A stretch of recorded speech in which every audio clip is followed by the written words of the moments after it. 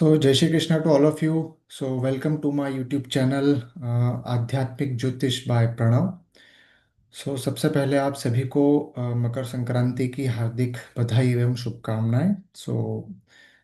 जैसा आप जानते हैं आज 14 तारीख है, मकर संक्रांति का त्यौहार है। आज मैंने सोचा कि इसी से रिलेटेड वीडियो बनाया जाए कि मकर संक्रांति का क्या सिग्निफिकेशन है, एज ए जनरल क्या सिग्निफिकेशन है और ज्योतिषीय पॉइंट ऑफ व्यू से इसका क्या सिग्निफिकेशन है, राइट।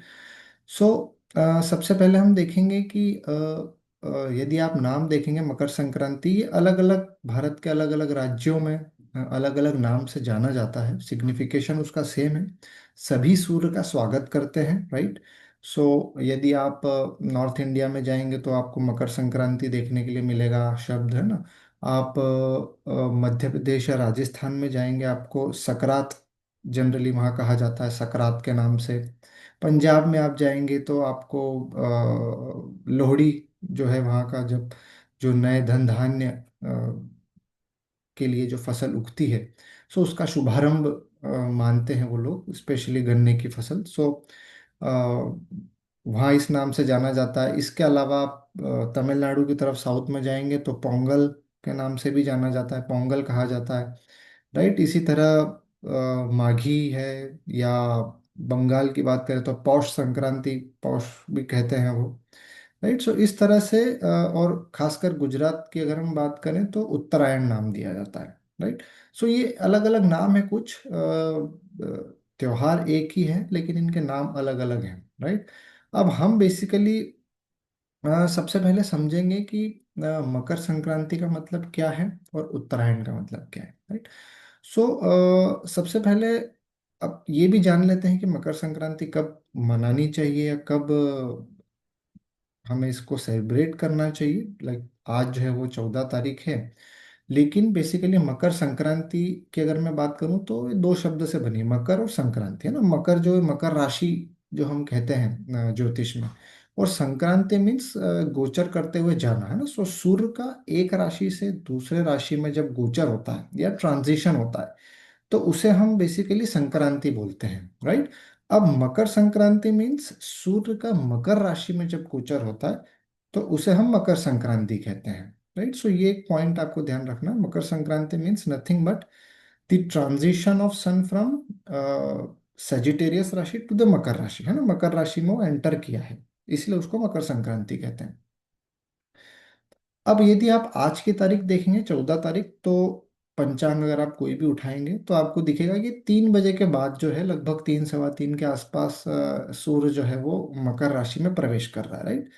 इसीलिए जनरली उसको हम सेलिब्रेट जो करते हैं ना, सूर्योदय के बाद यदि हमारी मकर राशि में प्रवेश कर रहा है सन, नेक्स्ट डे उसको टेक्निकली सेलिब्रेट हमको करना चाहिए, that is 15th, okay. But as per calendar और इसके माध्यम से हम 14 तारीख को उसको सेलिब्रेट करते हैं। बट ये एक जस्ट आपको मैंने कॉन्सेप्ट बताया बताया है बेस्ड ऑन ट्रेडिशनल पंचांग, राइट। बेसिकली ये आपने एक चीज और देखा होगा कि अधिकतर जो हमारे त्योहार होते हैं, है ना, चाहे वो दीपावली हुई, होली हुई, और भी जो है, वो जनरली तिथि बेस्ड होते हैं, है ना। तिथि बेस्ड होते हैं, अमावस्या को जैसे हम दीपावली का बोलते हैं, इस तरह से अलग अलग है। लेकिन जो तिथि बेस्ड होते हैं, मतलब ये ल्यूनर सिस्टम पे बेस्ड होते हैं, राइट, मून की पोजीशन पे, है ना। बट जो मकर संक्रांति है बेसिकली ये हम सोलर बेस्ड सिस्टम से आता है ना। ये सूर्य का गोचर हो रहा है, क्योंकि इसलिए इसको हम, बिकॉज सूर्य का गोचर अगर आप देखेंगे तो मोटा मोटा वो फिक्स्ड है ना, वो हर महीने एक राशि में रहता है, पूरा गोचर करता है 365 दिन के आसपास, और वो कंप्लीट सर्कल करता है, राइट। तो इसीलिए जनरली आप देखेंगे कि बाकी सब त्योहारों की डेट जो है वो आगे पीछे होती है ना। बट मकर संक्रांति आप देखेंगे कि जनरली 14 तारीख को ही देखने को मिलेगी, या कई बार कुछ कुछ केसेस में 15 तारीख को, है ना, क्योंकि वो मूवमेंट इतना धीरे होता है because of the wobbling of the earth, है ना, जिसको हम आयनांशा कहते हैं। हमने कुछ पास्ट वीडियो में इसके बारे में बात भी किया था। उसके कारण आपको मोटा मोटा ऐसा देखने के लिए मिलता है कि करीबन 70 75 साल के बाद जो है वो एक आध दिन शिफ्ट होता है, इसीलिए मोटा मोटा वो आपको 14 तारीख को ही सेलिब्रेट करते हुए दिखता है। ये हमने मकर संक्रांति की बात करी। अब हम बात करते हैं उत्तरायण। उत्तरायण मतलब क्या होता है वो थोड़ा सा डिस्कस करते हैं। उत्तरायण का मतलब भी यही है, उत्तर अयन, है ना। तो उत्तर मतलब नॉर्थन साइड और अयन मतलब मूवमेंट। सो सूर्य का जब नॉर्थन डायरेक्शन में जब मूवमेंट होता है ना, उत्तरार्ध जब मूवमेंट होता है सूर्य का, उसको हम उत्तरायण कहते हैं, है ना। सूर्य का उत्तर की तरफ अयन, उससे हम उत्तरायण कहते हैं ना। ऐसे ही दक्षिणायन और उत्तरायण होता है। सो दक्षिणायन मतलब अभी जो है, हम देख रहे थे इससे पहले पहले नवंबर दिसंबर में हमने देखा जो है रात बड़ी होती है ना, मतलब नाइट जो है वो ज़्यादा डोमिनेटिंग होती थी because of the southward movement of the sun, है ना। अभी जो है नॉर्थन मूवमेंट होगा सन का, इससे आपको दिन जो है वो धीरे धीरे बड़े होने लगेंगे, राइट। सूर्य का प्रभाव जो है वो तेज होने लगेगा। सो उत्तरायण इसलिए फेमस, जो काइट फेस्टिवल गुजरात में होता है वो उत्तरायण के नाम से ही हम जानते हैं उसको, है ना। और ये इसका महत्व भी काफी है। जैसा आपने महाभारत में भी सुना होगा कि अ, भीष्म पितामह, है ना, जब डिस्कशन होता है, जब बाणों की शैया पे भीष्म पितामह लेटे होते हैं, तो वो बोलते हैं कि मैं वेट करूंगा टिल उत्तरायण का, जैसे ही उत्तरायण सूर्य जो है वो मकर राशि में गोचर करेंगे, मैं अपने प्राण छोड़ दूंगा। तो इसीलिए इसका एक स्पिरिचुअल सिग्निफिकेशन भी बहुत हो जाता है ना। मतलब दिन तो ठीक है चेंज हो रहा है, लेकिन एक क्लिनजिंग ऑफ सोल, है ना, क्लिनजिंग ऑफ सोल भी हम कह सकते हैं। वो अभी मैं आपको आगे एक्सप्लेन करूंगा कैसे। तो इसीलिए इसका काफी मतलब वेद पुराण में भी लिखा है, महाभारत में भी लिखा है, राइट। सो सिग्निफिकेशन इसका काफी है उत्तरायण का, है ना। नए मतलब एक नई ऊर्जा के साथ हम चीजों को स्टार्ट करते हैं, इसलिए हमको मतलब ये सिग्निफिकेशन ध्यान रखना चाहिए। तो हमने अभी अ, उत्तरायण की बात कर ली, मकर संक्रांति की बात कर ली। अब हम थोड़ा सा देखते हैं कि ये बेसिकली क्या हो रहा है इसमें। सो सूर्य जो है, जब भी हम सूर्य की बात करते हैं ज्योतिष में, तो हम बोलते हैं इट इज अ सोल, है ना। आत्मा की बात करते हैं ना, सोल, आत्मा। और शनि की राशि में जब गोचर करता है ना, तो शनि आप जानते हैं it is a discipline, Karma, कर्म को दिखाता है ना, डिसिप्लिन को दिखाता है, हार्ड वर्क दिखाता है वो। और जब कैप्रिकॉन राशि में जाता है, वो मकर राशि जिसे बोलते हैं, तो वो काल पुरुष की 10वीं राशि है ना। काल पुरुष की 10वीं राशि आप जानते हैं, इट इज अ राशि of your Karma, overall Karma, है ना। सो बेसिकली होता क्या है इस समय, कि आपकी सोल जो है, आपकी सोल एक ऐसे घर में जा रही है या ऐसे राशि में जा रही है जहां उसे अपने आप को, अपने ईगो को, बिकॉज सन जो है वो ईगो भी रिप्रेजेंट करता है, सो ईगो उसका वहां डाउन हो जाता है ना, वहाँ ईगो डाउन हो जाता है, और उसके ऊपर एक कर्म की चादर बिछ जाती है। मतलब आप ऐसे बोल सकते हैं that is your soul is purified by your karma, right. आपके जो कर्म है वो आपकी आत्मा को प्यूरिफाई करते हैं, है ना। तो ये इसीलिए इतना इम्पोर्टेंट ट्रांजिशन है, और बिकॉज ऐसा होता है इसलिए इसका एक स्पिरिचुअल सिग्निफिकेशन जो है वो बहुत आ जाता है।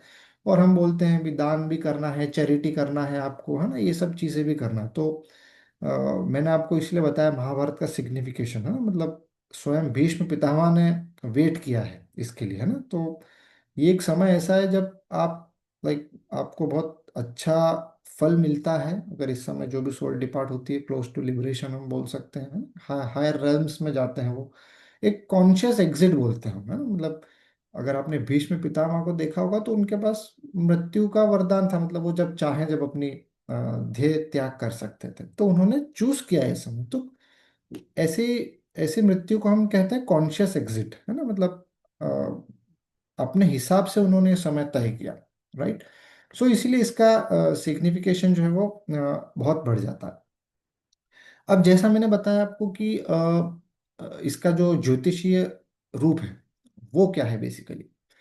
सो सूर्य जो है अभी मकर राशि में प्रवेश किया है, और इससे पहले वो डेफिनेटली सजिटेरियस में था, जिसे हम धनु राशि बोलते हैं, कालपुरुष की 9वीं राशि, राइट। सो 9वीं राशि मतलब knowledge, religious activities, right. So basically हम ऐसा कह सकते हैं कि पिछले महीने, मतलब इससे पहले जो भी हमने नॉलेज गेन किया, है ना, जो जो रिलीजियस एक्टिविटीज में हम इन्वॉल्व हुए, जो नॉलेज हमने गेन किया, है ना, जिन गुरुओं से हमने सीखा, अब समय है कि उसको आप कन्वर्ट करें in your actions, because sun is going into the Capricorn direction, Capricorn राशि of karma, right. So because सूर्य अब कर्म की राशि में जा रहा है, सो जो भी हमने पढ़ा समझा लिखा है नॉलेज, अब समय है उसको इम्प्लीमेंट करने का, है ना, एक्शन में कन्वर्ट करने का। जो भी नॉलेज हमने लिया है अब उसको एक्शन में कन्वर्ट करने का समय है। इसीलिए अब आपको जो भी ज्ञान है ना, उसका एप्लीकेशन पार्ट अब आता है, ज्ञान को आप कैसे इस्तेमाल करते हैं। सो ये एक जनरलाइज्ड हम स्टेटमेंट दे सकते हैं कि आप जो भी नॉलेज लिया है आपने उसको आपको यूज करना है। और अगर इंडिविजुअल हॉरोस्कोप्स की बात किया जाए तो बेसिकली अब सूर्य जैसे ही कैप्रिकॉन राशि में जाता है तो वो आपके सैटर्न को एक्टिवेट करता है ना, सैटर्न को एक्टिवेट करता है और जो भी कैप्रिकॉन राशि है उसको एक्टिवेट करता है। सो फॉर एग्जाम्पल, मान लीजिए आप आपकी जो कैप्रिकॉन राशि है ना, वो 10th हाउस में पड़ती है ना। आप सपोज कीजिए आप मेष लग्न के जातक हैं। सो कैप्रिकॉन या मकर राशि आपके दशम में आएगी। सो अब ऐसा समय आएगा कि कुछ आपका कैरियर में रिस्ट्रक्चरिंग होने के चांसेस है ना, बिकॉज सूर्य जो आपने नॉलेज लिया है हो सकता है आपका करियर चेंज हो, है ना। आप आपने जो पास्ट में अच्छे कर्म हुए हैं वो कहीं ना कहीं एक फलित होते हुए दिखेंगे आपको। सो कुछ रिस्ट्रक्चरिंग इन योर करियर आप बोल सकते हैं, है ना। सिमिलरली अगर आप लिब्रा लग्न के जातक हैं तो चतुर्थ भाव में जो है शनि गोचर करके आएंगे, सूर्य सॉरी, माफ कीजिएगा, सूर्य जो है वो चतुर्थ भाव में गोचर करके आएंगे। सो चतुर्थ भाव जो है आपका फैमिली का होता है, आपके हैप्पीनेस का होता है, राइट, एक इनर डिसिप्लिन का होता है। सो आप देखेंगे कि कहीं ना कहीं आप अपने एक घर की तरफ बोल सकते हैं, माता की तरफ आप मोर डिसिप्लिन होंगे, मोर रिस्पॉन्सिबल बिहेवियर आपका दिखने लगेगा, है ना। पास्ट में आपने अगर मान लीजिए थोड़ा अस्त व्यस्त रहा होगा तो अभी आप एक डिसिप्लिन बिहेवियर में आ जाएंगे ना, इनर डिसिप्लिन आप में जनरेट होगा। सो ये कह सकते हैं। इसी तरह मान लीजिए आप एक्वेरियस के हैं, सो दशम भाव आपका 12वें में आएगा। So it is a very very good time for your spiritual growth, है ना, डिटैचमेंट, स्पिरिचुअल ग्रोथ, है ना। इसमें आपको सो कहीं ना कहीं वो राशि एक्टिवेट हो रही है और शनि जो दिखा रहा है उस घर से रिलेटेड वो चीजें एक्टिवेट हो रही, राइट।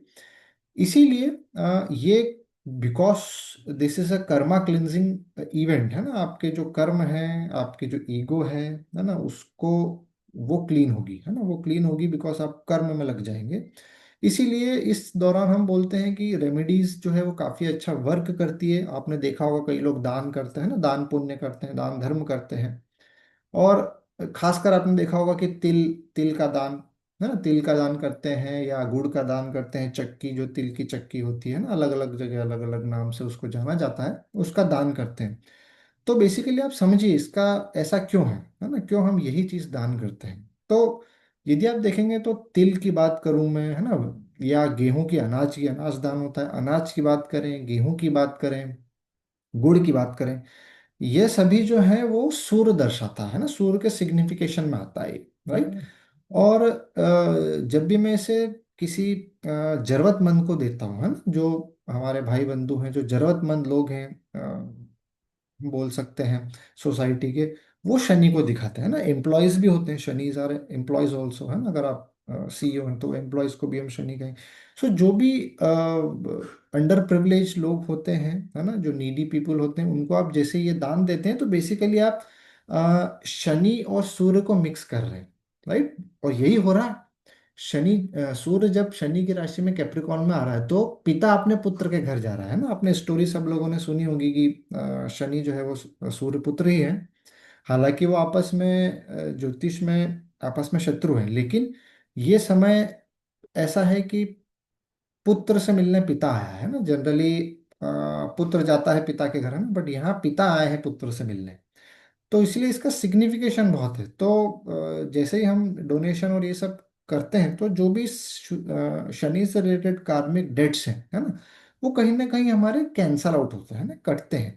इसीलिए हम बोलते हैं कि इस समय दान करना, है ना, अच्छे मन से दान करना, दान पुण्य करना काफी आपको लॉन्ग टर्म के लिए हेल्प करता है ना। और महाभारत में भी इसलिए ये जो इवेंट जब चल रहा था उत्तरायण का, इस समय काफी अच्छे अच्छे ग्रंथ, हम स्त्रोत बोल सकते हैं, उसका भी निर्माण हुआ था ना। जैसा आप जानते हैं कि विष्णु सहस्त्र नाम स्तोत्र है ना, वो भी इसी समय बताया गया था। इसीलिए जैसे आज एकादशी भी है, तो आप इस समय विष्णु सहस्त्र नाम का पाठ कर सकते हैं, ये आपके लिए बहुत अच्छा रहेगा। मतलब पूरे साल के लिए आप अपनी एक एनर्जी बैलेंस कर सकते हैं ऐसा करके, है बेसिकली। नए साल की शुभारंभ हम आज से कर सकते हैं, है ना। तो ये ओवरऑल अगर आप ये करते हैं तो आपको मतलब आगे जाके काफी फायदा मिलेगा। Thank you.